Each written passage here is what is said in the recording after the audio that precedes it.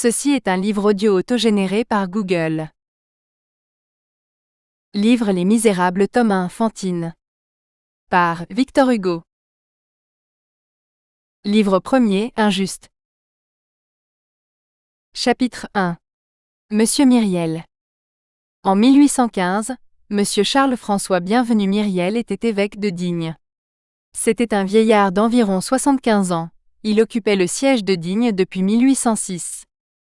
Quoique ce détail ne touche en aucune manière au fond même de ce que nous avons à raconter, il n'est peut-être pas inutile, ne fût-ce que pour être exact en tout, d'indiquer ici les bruits et les propos qui avaient couru sur son compte au moment où il était arrivé dans le diocèse. Vrai ou faux, ce qu'on dit des hommes tient souvent autant de place dans leur vie et surtout dans leur destinée que ce qu'ils font. Monsieur Myriel était fils d'un conseiller au Parlement d'Aix, noblesse de robe. On contait de lui que son père, le réservant pour hériter de sa charge, l'avait marié de fort bonne heure, à 18 ou 20 ans, suivant un usage assez répandu dans les familles parlementaires.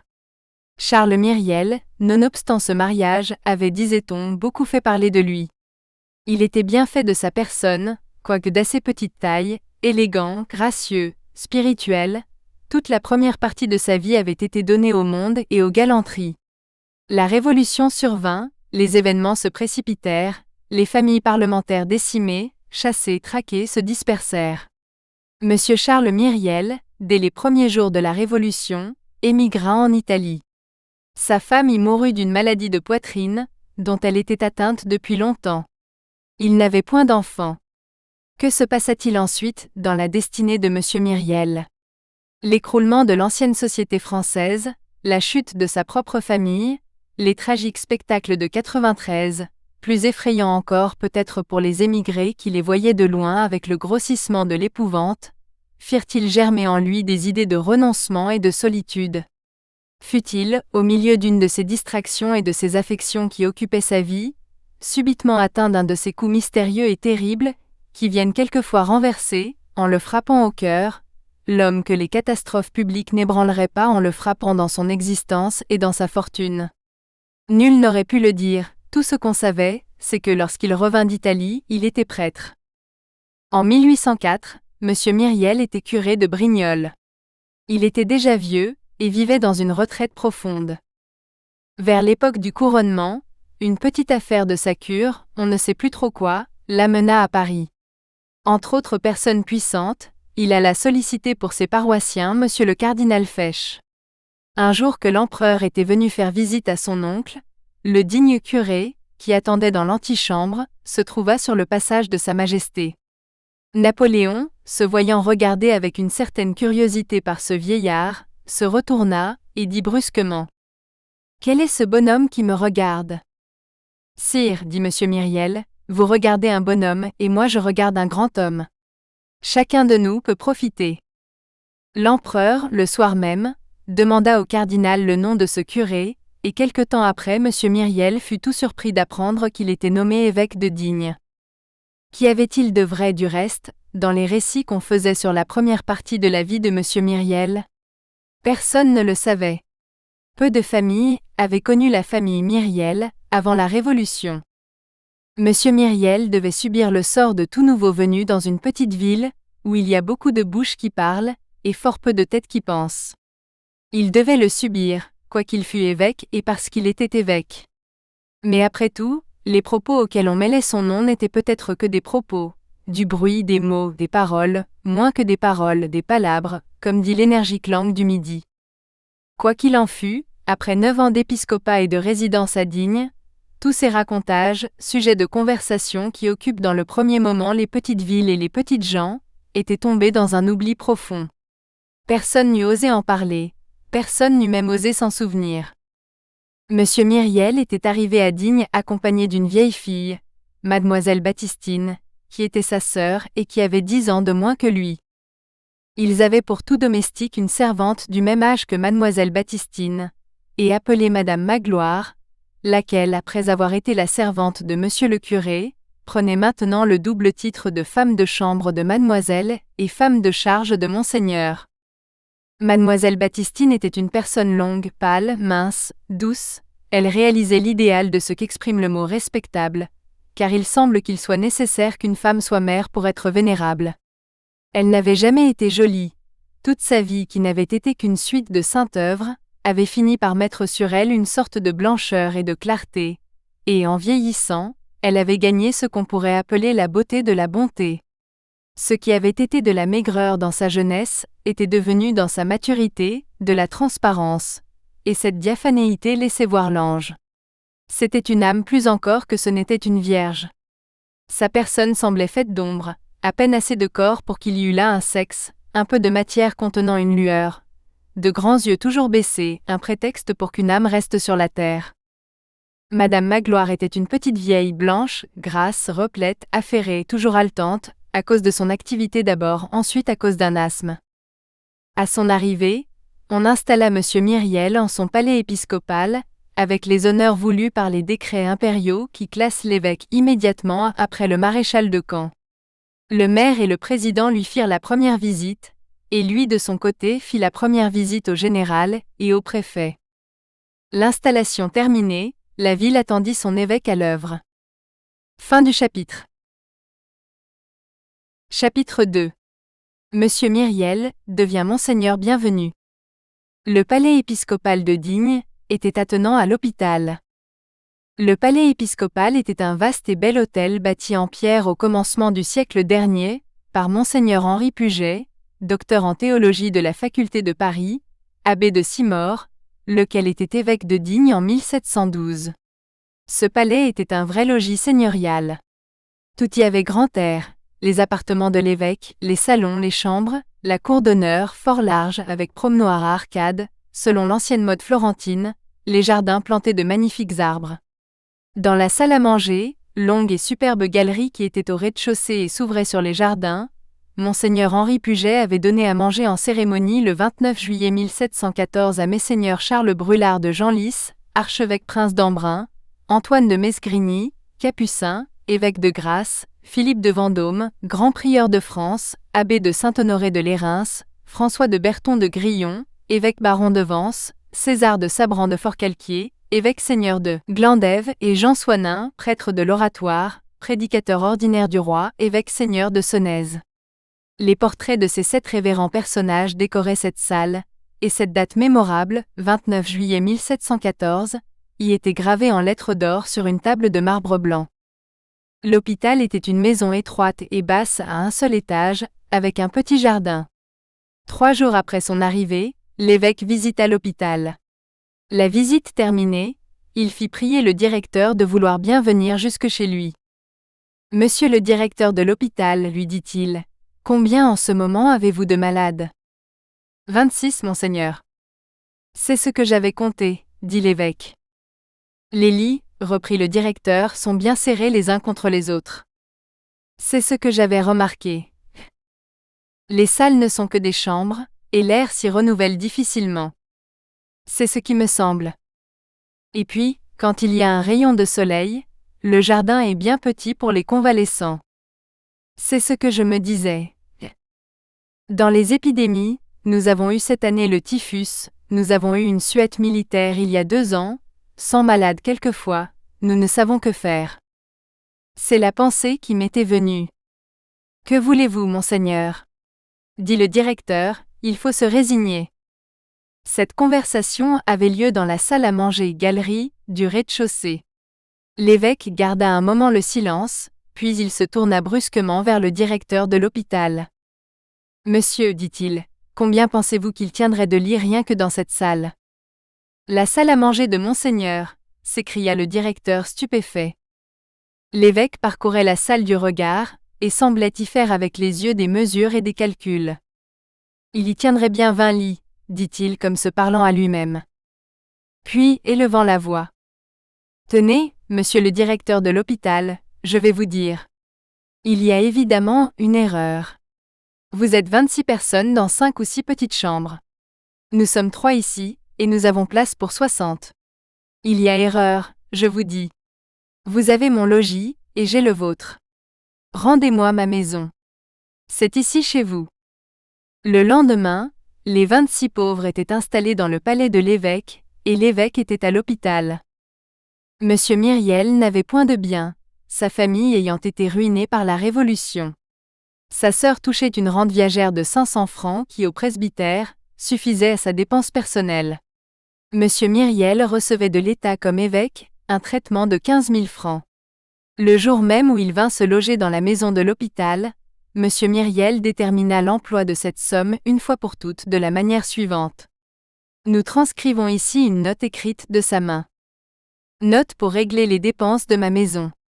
Pour le petit séminaire 1500 livres, congrégation de la mission 100 livres, pour les lazaristes de Montdidier 100 livres, séminaire des missions étrangères à Paris 200 livres, congrégation du Saint-Esprit 150 livres, établissement religieux de la Terre Sainte 100 livres, société de charité maternelle 300 livres, en sus, pour celle d'Arles 50 livres, œuvre pour l'amélioration des prisons 400 livres, œuvre pour le soulagement et la délivrance des prisonniers 500 livres pour libérer des pères de familles prisonniers pour dette 1000 livres, supplément au traitement des pauvres maîtres d'école du diocèse 2000 livres, grenier d'abondance des Hautes-Alpes 100 livres, congrégation des Dames de Digne de Manosque et de Sisteron, pour l'enseignement gratuit des filles indigentes 1500 livres, pour les pauvres 6000 livres, ma dépense personnelle 1000 livres, total 15 000 livres.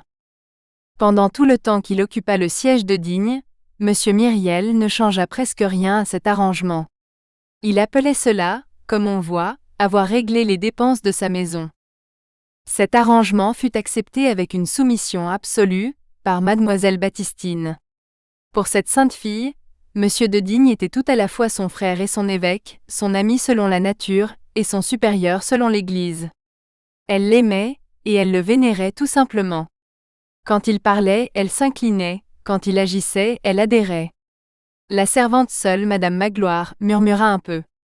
Monsieur l'évêque, on l'a pu remarquer, ne s'était réservé que 1000 livres, ce qui, joint à la pension de Mademoiselle Baptistine, faisait 1500 francs par an.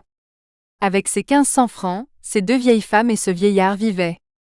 Et quand un curé de village venait à Digne, Monsieur l'évêque trouvait encore moyen de le traiter, grâce à la sévère économie de Madame Magloire et à l'intelligente administration de Mademoiselle Baptistine. Un jour, il était à Digne depuis environ 3 mois, l'évêque dit. Avec tout cela, je suis bien gêné. Je le crois bien, s'écria Madame Magloire. Monseigneur n'a seulement pas réclamé la rente que le département lui doit pour ses frais de carrosse en ville, et de tournée dans le diocèse. Pour les évêques d'autrefois, c'était l'usage. Tiens, dit l'évêque, vous avez raison, Madame Magloire. Il fit sa réclamation. Quelque temps après, le Conseil général, prenant cette demande en considération, lui vota une somme annuelle de 3000 francs, sous cette rubrique, allocation à Monsieur l'évêque pour frais de carrosse, frais de poste et frais de tournée pastorale. Cela fit beaucoup crier la bourgeoisie locale, et à cette occasion, un sénateur de l'Empire, ancien membre du Conseil des 500 favorable au 18 Brumaire et pourvu près de la ville de Digne d'une sénatorerie magnifique, écrivit au ministre des Cultes, M. Bigot de Préameneux, un petit billet irrité et confidentiel dont nous extrayons ces lignes authentiques. Des frais de carrosse? Pourquoi faire dans une ville de moins de 4000 habitants?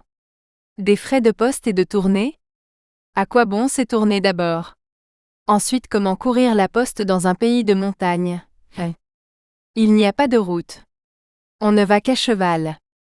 Le pont même de la Durance à Château-Arnoux peut à peine porter des charrettes à bœufs. Ces prêtres sont tous ainsi. Avides et avares. Celui-ci a fait le bon apôtre, en arrivant. Maintenant il fait comme les autres. Il lui faut carrosse et chaise de poste. Il lui faut du luxe comme aux anciens évêques. Oh! Toute cette prêtraille.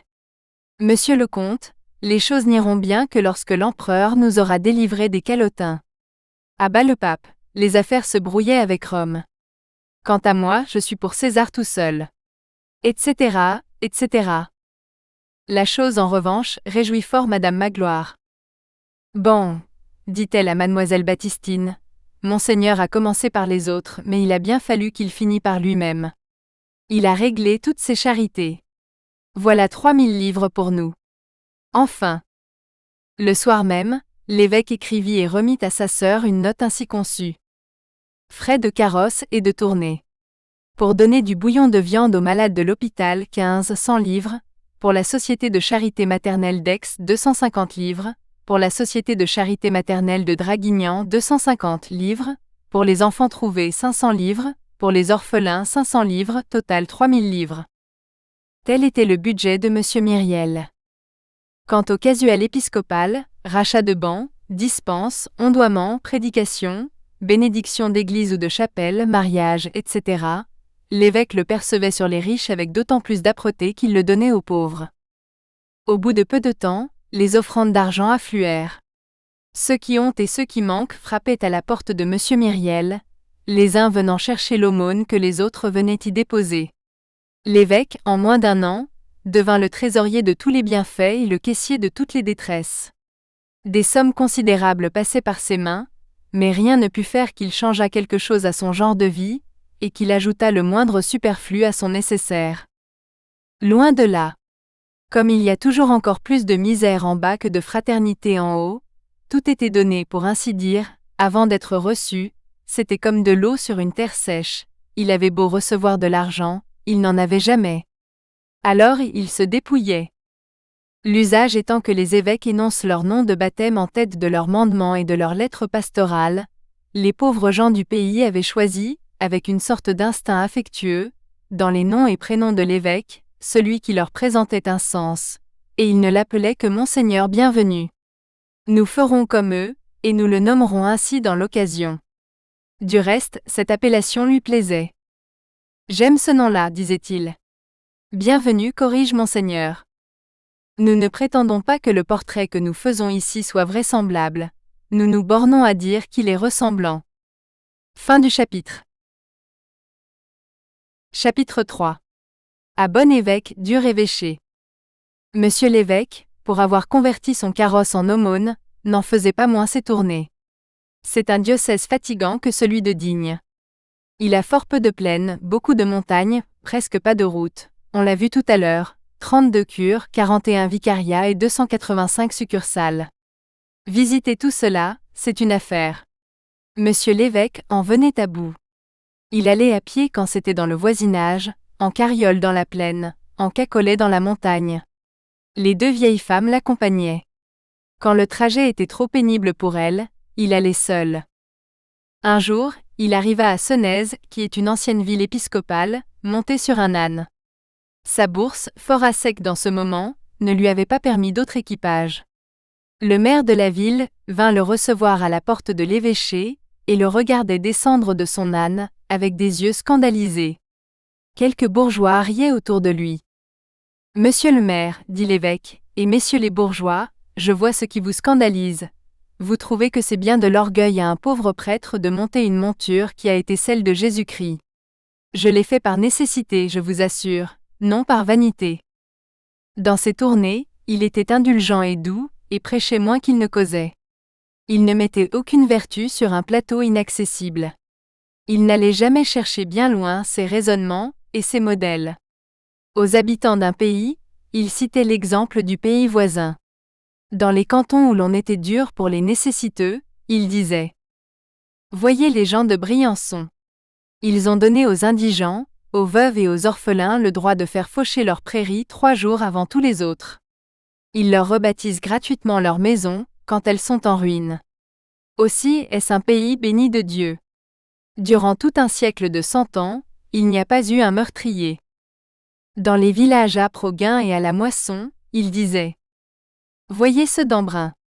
Si un père de famille, au temps de la récolte, a ses fils au service à l'armée et ses filles en service à la ville, et qu'il soit malade et empêché, le curé le recommande au prône, et le dimanche, après la messe, tous les gens du village, hommes, femmes, enfants, vont dans le champ du pauvre homme lui faire sa moisson, et lui rapportent paille et grains dans son grenier. » Aux familles divisées par des questions d'argent et d'héritage, il disait : « Voyez les montagnards de Devoluy, pays si sauvage qu'on n'y entend pas le rossignol une fois en 50 ans. Eh bien, quand le père meurt dans une famille, les garçons s'en vont chercher fortune, et laissent le bien aux filles, afin qu'elles puissent trouver des maris. Aux cantons qui ont le goût des procès, et où les fermiers se ruinent en papier timbré, il disait : « Voyez ces bons paysans de la vallée de Queyras. Ils sont là 3000 âmes. Mon Dieu! C'est comme une petite république. On n'y connaît ni le juge, ni l'huissier. Le maire fait tout. Il répartit l'impôt, taxe chacun en conscience, juge les querelles gratis, partage les patrimoines sans honoraires, rend des sentences sans frais, et on lui obéit, parce que c'est un homme juste parmi des hommes simples. Au village où il ne trouvait pas de maître d'école, il citait encore ceux de Queyras. Savez-vous comment ils font ? Disait-il. Comme un petit pays de 12 ou 15 feux ne peut pas toujours nourrir un magistère, ils ont des maîtres d'école payés par toute la vallée, qui parcourent les villages, passant 8 jours dans celui-ci, 10 dans celui-là, et enseignant. Ces magistères vont aux foires où je les ai vus. On les reconnaît à des plumes à écrire, qu'ils portent dans la ganse de leur chapeau. Ceux qui n'enseignent qu'à lire ont une plume, ceux qui enseignent la lecture et le calcul ont 2 plumes. Ceux qui enseignent la lecture, le calcul et le latin ont 3 plumes. Ceux-là sont de grands savants. Mais quelle honte d'être ignorants. Faites comme les gens de Queyras. Il parlait ainsi, gravement et paternellement, à défaut d'exemples inventant des paraboles, allant droit au but avec peu de phrases et beaucoup d'images, ce qui était l'éloquence même de Jésus-Christ, convaincu et persuadant. Fin du chapitre. Chapitre 4. Les œuvres semblables aux paroles. Sa conversation était affable et gaie. Il se mettait à la portée des 2 vieilles femmes qui passaient leur vie près de lui. Quand il riait, c'était le rire d'un écolier. Madame Magloire l'appelait volontiers votre grandeur. Un jour, il se leva de son fauteuil et alla à sa bibliothèque chercher un livre. Ce livre était sur un des rayons d'en haut. Comme l'évêque était d'assez petite taille, il ne put y atteindre. Madame Magloire, dit-il, apportez-moi une chaise. Ma grandeur ne va pas jusqu'à cette planche. Une de ses parentes éloignées, Madame la comtesse de Laux, laissait rarement échapper une occasion d'énumérer en sa présence ce qu'elle appelait les espérances de ses 3 fils. Elle avait plusieurs ascendants fort vieux et proches de la mort, dont ses fils étaient naturellement les héritiers. Le plus jeune des 3 avait à recueillir d'une grand-tante 100 bonnes 1000 livres de rente. Le deuxième était substitué au titre de duc de son oncle. L'aîné devait succéder à la pairie de son aïeul. L'évêque écoutait habituellement en silence ces innocents et pardonnables étalages maternels. Une fois pourtant, il paraissait plus rêveur que de coutume, tandis que Madame de Laux renouvelait le détail de toutes ses successions et de toutes ses espérances. Elle s'interrompit avec quelque impatience.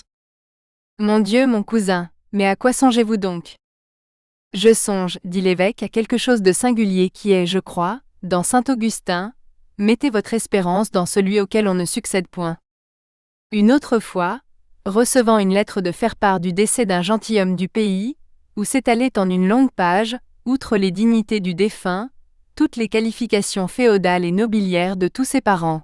« Quel bon dos à la mort !» s'écria-t-il. « Quelle admirable charge de titres on lui fait allègrement porter, et comme il faut que les hommes aient de l'esprit, pour employer ainsi la tombe, à la vanité. » Il avait dans l'occasion une raillerie douce, qui contenait presque toujours un sens sérieux. Pendant un carême, un jeune vicaire vint à Digne et prêcha dans la cathédrale. Il fut assez éloquent. Le sujet de son sermon était la charité.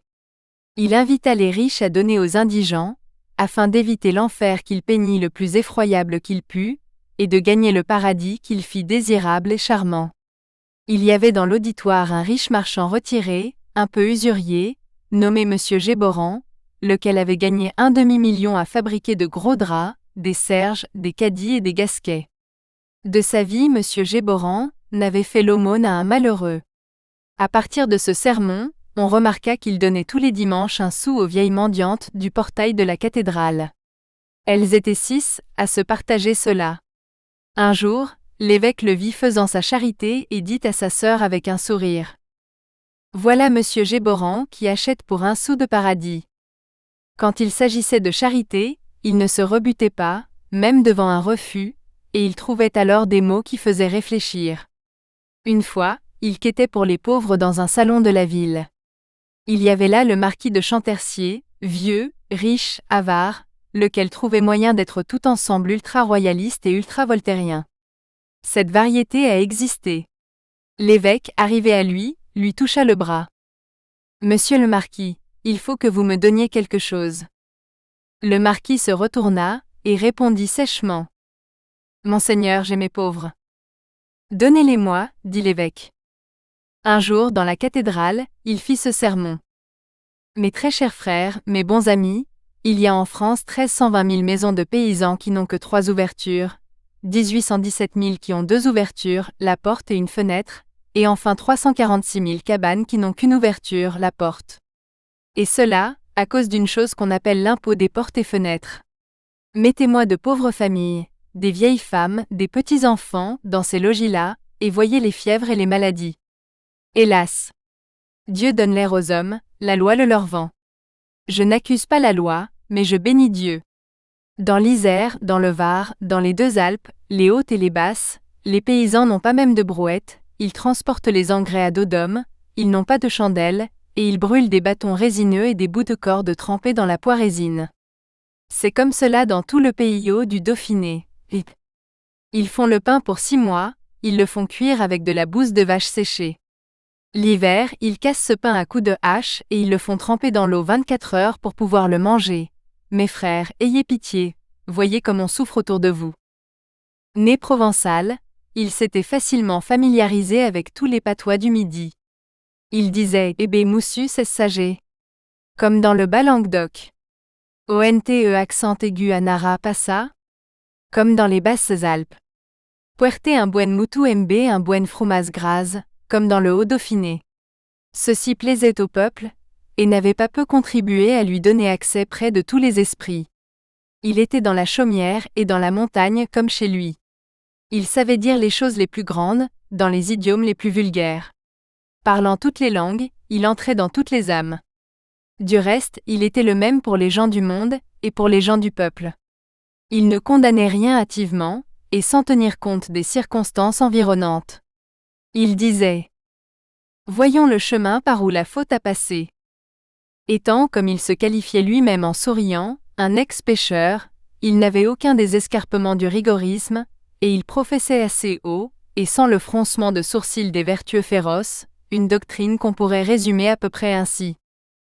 L'homme a sur lui la chair qui est tout à la fois son fardeau et sa tentation. Il la traîne et lui cède. Il doit la surveiller, la contenir, la réprimer, et ne lui obéir qu'à la dernière extrémité. Dans cette obéissance-là, il peut encore y avoir de la faute, mais la faute ainsi faite est vénielle. C'est une chute, mais une chute sur les genoux, qui peut s'achever en prière. Être un saint, c'est l'exception, être injuste, c'est la règle. Errez, défaillez, péchez, mais soyez des justes. Le moins de péché possible, c'est la loi de l'homme. Pas de péché du tout est le rêve de l'ange. Tout ce qui est terrestre est soumis au péché. Le péché est une gravitation. Quand il voyait tout le monde crier bien fort, et s'indigner bien vite. Oh! Oh, disait-il en souriant, il y a apparence que ceci est un gros crime que tout le monde commet. Voilà les hypocrisies effarées, qui se dépêchent de protester, et de se mettre à couvert. Il était indulgent pour les femmes et les pauvres, sur qui pèse le poids de la société humaine. Il disait « Les fautes des femmes, des enfants, des serviteurs, des faibles, des indigents et des ignorants sont la faute des maris, des pères, des maîtres, des forts, des riches et des savants. » Il disait encore « À ceux qui ignorent, enseignez-leur le plus de choses que vous pourrez, la société est coupable de ne pas donner l'instruction gratis, elle répond de la nuit qu'elle produit. Cette âme est pleine d'ombre, le péché s'y commet. Le coupable n'est pas celui qui y fait le péché, mais celui qui y a fait l'ombre. » Comme on voit, il avait une manière étrange et à lui de juger les choses. Je soupçonne qu'il avait pris cela dans l'Évangile. Il entendit un jour conter dans un salon un procès criminel qu'on instruisait et qu'on allait juger. Un misérable homme, par amour pour une femme et pour l'enfant qu'il avait d'elle, à bout de ressources, avait fait de la fausse monnaie. La fausse monnaie était encore punie de mort à cette époque. La femme avait été arrêtée, émettant la première pièce fausse fabriquée par l'homme. On la tenait, mais on n'avait de preuves que contre elle. Elle seule pouvait charger son amant, et le perdre en avouant. Elle nia. On insista. Elle s'obstina à nier. Sur ce, le procureur du roi avait eu une idée. Il avait supposé une infidélité de l'amant, et était parvenu, avec des fragments de lettres savamment présentés, à persuader à la malheureuse qu'elle avait une rivale, et que cet homme la trompait. Alors, exaspérée de jalousie, elle avait dénoncé son amant, tout avoué, tout prouvé. L'homme était perdu. Nous espérons que vous avez apprécié cet aperçu. Pour continuer à écouter ce livre audio sur Google Play Livres, utilisez le lien dans la description de la vidéo.